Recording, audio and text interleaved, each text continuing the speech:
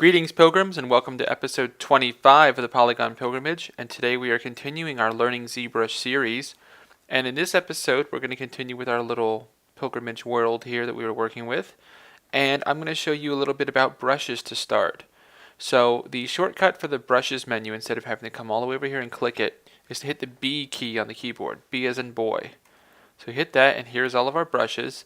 Now you'll notice here there's the full alphabet, so everything is alphabetized, and I can continue to search for a brush by pressing a secondary key. So for example, if I want the standard key, I hit S for standard. Now this will also show me every S brush where the name begins with S, but it also has a secondary letter here, a tertiary letter, pardon me. So if I want the standard brush, which I already have selected, the key is T, so I would just hit T to go back to that brush. Now as an example, if I had a different brush, say soft concrete selected, but now I want to go back to my standard, I would hit B, S, T. There we go, back to my standard brush, and I can continue to work. So what we're going to do is we're going to look at two different brushes at the end here, but I want to kind of re-up some of the things we learned in the last lesson. I got a couple questions about how do I do the draw size again. So here's what we're doing is, as I'm sculpting, if I hit the S key, this will bring up my draw size, and I can click and drag to choose a size here. And when I'm happy with the size, I just let go, and now I start sculpting, and there's my size, ready to go. Now, the other thing to use in conjunction with your draw size, again, is your smoothing brush here. So if I hold shift and smooth down this area I just sculpted, there we go. And if you hit the U key, this will bring up your intensity. Now, when you drag the intensity, you won't see a visual change in your cursor, but this is going to determine how strong it is when you click and drag. So see, that makes some pretty strong peaks there. So there we go. So keep those in mind as we work. And now you'll notice that as we're sculpting here, the terrain looks kind of crappy, and it's very kind of faceted, and we want to make sure that we have the best looking surface here that we can. We're going to make a little world here. I was thinking about it.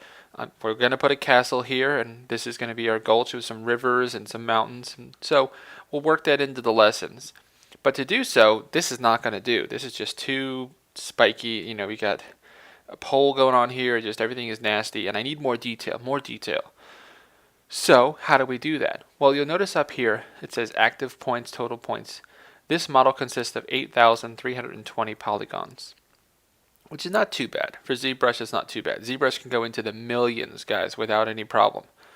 So in order to get more detail, we have to subdivide the mesh, just like we would with Turbo Smooth inside of 3ds Max. So over here, under my geometry palette, I'm going to scroll this up a bit, I have the button Divide, or I can do Control D on my keyboard. So let's learn our keyboard shortcuts. So Control D. You'll notice the whole model got a whole lot smoother. And up at the top here, we now have 33,024 points. Now we have more definition, guys. So if I go in here and say, oh, let me hold my smooth down, and I want to smooth some of these edges, I can start to have some really nice, clean, look at that. Clean this up real easily. And again, I can continue to subtract and further define. Let's further define this gulch to go around the mountainside. And there we go. I got a whole lot better division between land and side of the gulch here. You get a whole lot better definition when you have more polys to work with. That's just common sense. Now, if I want to smooth this over, see, I just want to do art here. Focus, focus. So there we go. We have a whole lot more definition, but say this still isn't enough. No problem. Let's divide again. And it gets even more detailed. Now if you go in and start really smoothing out, you can create some really crisp edges. You can create some really fine details here. But what I would recommend is to work what they say, work big to small. Okay? So if I know, for example, that I want to add some real high mountains over here, like these mountains are no longer mountains because I started adding this gulch. Well, I'm not going to go and sit here with the Z add and be adding them to here, because for one, they're going to start looking really smooth because of my brush.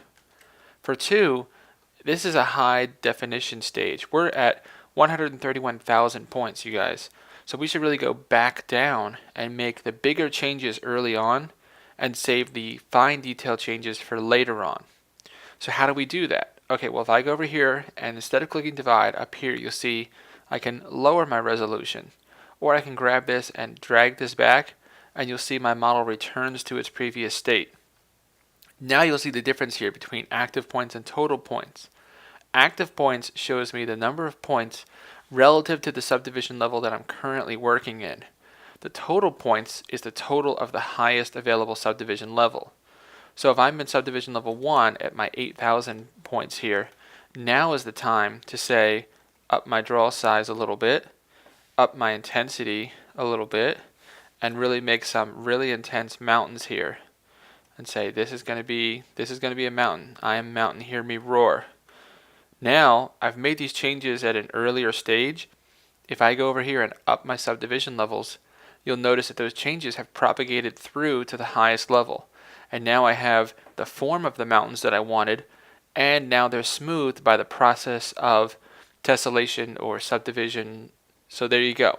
Now we have what we wanted, and that's the way we should always work, is go to the lowest subdivision level that you have available, make the largest, most broad sweeping changes you can that are relative to what you're making, and then step your way up. So maybe I would go to the second level here, and I would zoom in a bit and say, you know what, let me drop my draw size a little bit, and this area really needs to kind of start to smooth out to become one with the ground here.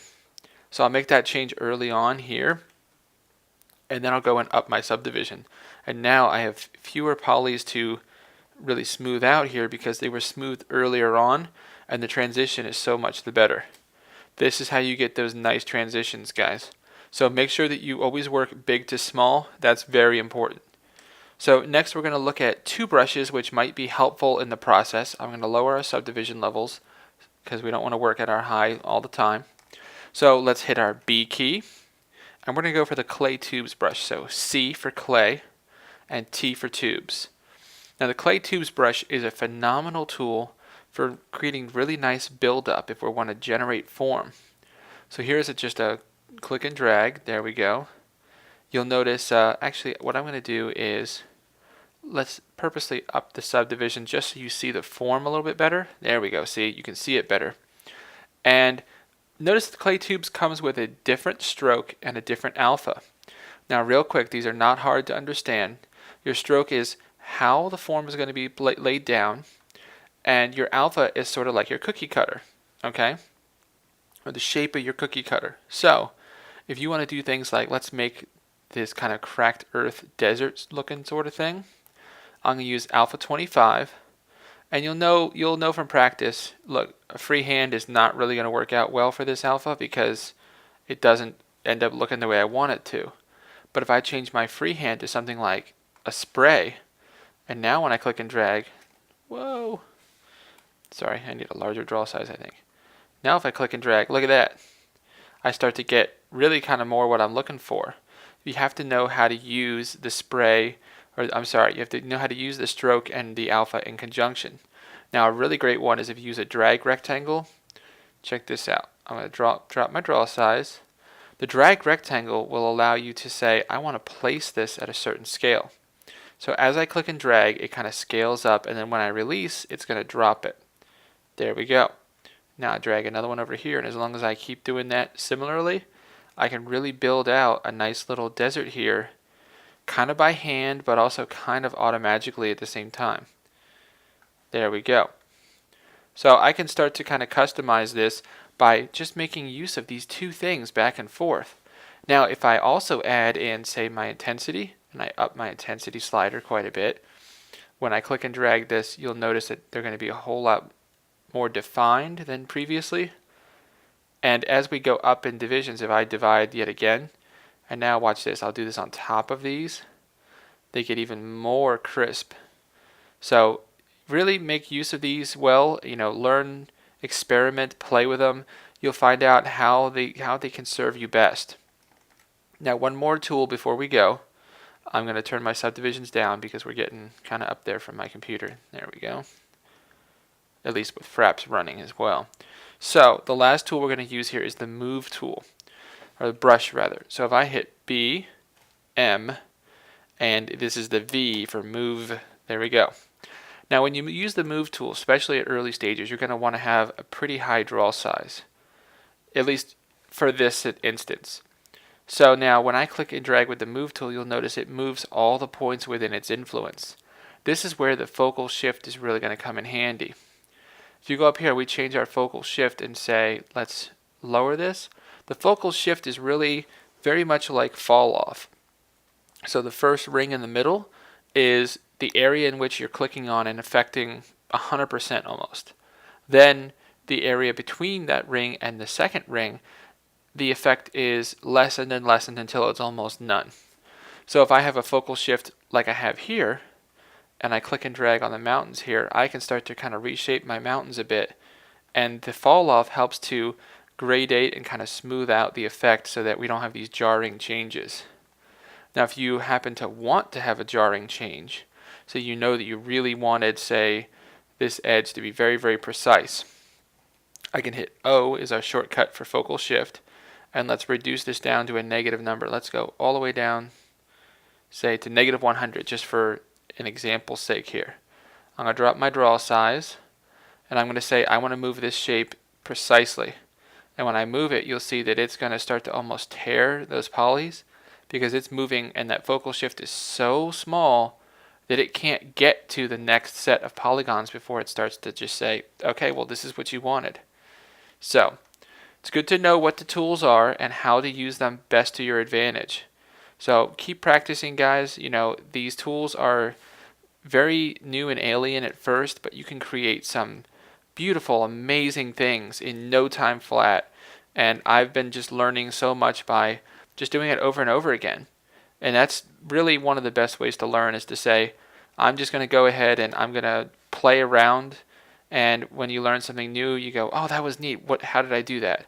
You know, write it down, figure out how you did it, do it again, and then if it's something you like, then you keep that in mind and do more of that in the future. And if you do something and go, oh, that was terrible, well, then don't do that anymore. It's really easy, and it's a whole lot of fun. And like I said before, ZBrush takes a lot of the math and the hard work out of it, and I can just sit here and play, and then when I like it, it's done. So keep at it, you guys. Enjoy. Please enjoy the quote at the bottom of the page. And as always, I will see you next time when the pilgrimage continues.